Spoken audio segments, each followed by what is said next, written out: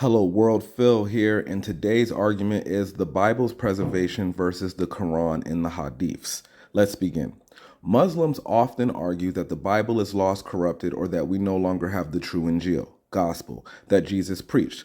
However, their own Hadiths, the second most authoritative text in Islam, copy entire passages from the Gospel of Matthew almost verbatim. For example, Hadith Qudsi 18, recorded in Sahih Muslim 2569 and Sahih Bukhari 10:132, directly parallels Matthew 25:35 through 44, where Jesus speaks directly about Judgment Day. I was hungry and you gave me no food. I was sick and you did not visit me. Whatever you did not do for the least of these, you did not do for me. Compare this to the Hadith where Allah speaks identical words, replacing Jesus as the judge. This raises two major issues. This proves the Injeel was not lost. The Gospel of Matthew was well circulated in the 3rd and 4th century, appearing in Codex Sinaiticus, Codex Vidaticus, and Codex Alexandrinus manuscripts that matched the translations we read today. If Matthew's words are still present in Islamic sources, then the claim that the Injeel was lost is false. Why is Muhammad quoting Jesus' words and attributing them to Allah? If these teachings belong to Jesus in the Bible but are later placed in Allah's mouth, this suggests either Muhammad copied from Christian sources or that Allah is indirectly making Jesus God by speaking the same words. So the real question is, if the Bible was corrupt, why does Islam copy its teachings?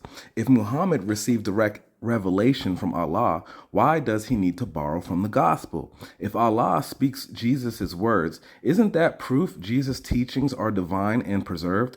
Rather than proving that the Bible is lost, this actually confirms its authenticity and undermines Islam's claim of unique revelation.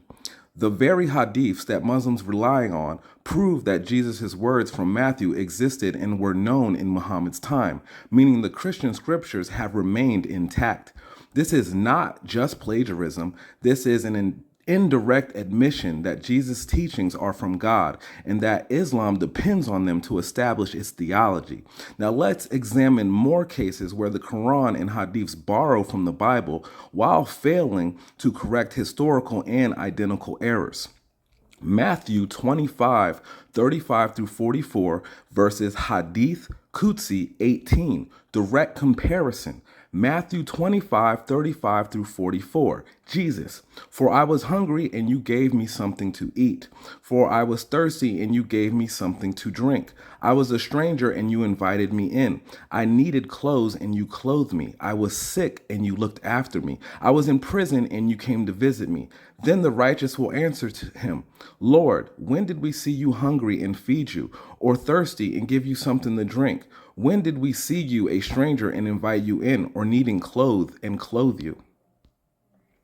Where did we see you sick or in prison and go visit you? The king will reply, truly I tell you, whatever you did for one of these least of these brothers and sisters of mine, you did for me. Let's go over to the hadiths. Hadith Qudsi 18, Allah. O son of Adam, I asked you for food and you did not feed me. O son of Adam, I asked you for water and you did not give me to drink. O son of Adam, I was sick and you did not visit me. The human will say, O Lord, how could I feed you when you are the Lord of all worlds?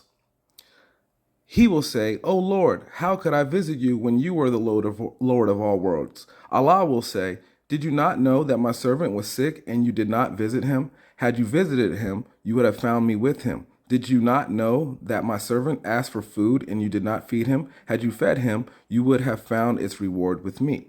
We can directly compare these two passages side by side and see, for I was hungry and you gave me something to eat from Matthew 25:35 through 44 and Hadith Qudsi 18. O son of Adam, I asked you for food and you did not feed me. I was thirsty and you gave me something to drink. O son of Adam, I asked you for water and you did not give me to drink. There are no equivalents for the next two lines. However, after that, I was sick and you looked after me. O son of Adam, I was sick, but you did not visit me. Another line, Then the righteous will answer him, Lord, when did we see you hungry and feed you, or thirsty and give you something to drink? Hadith. Then the human will say, O Lord, how could I feed you when you are the Lord of all worlds? When did we see you sick or in prison and did go visit you? He will say, O Lord, how could I visit you when you are the Lord of all worlds? The king will reply, Truly I tell you, whatever you did for one of these brothers and sisters of mine, you did for me.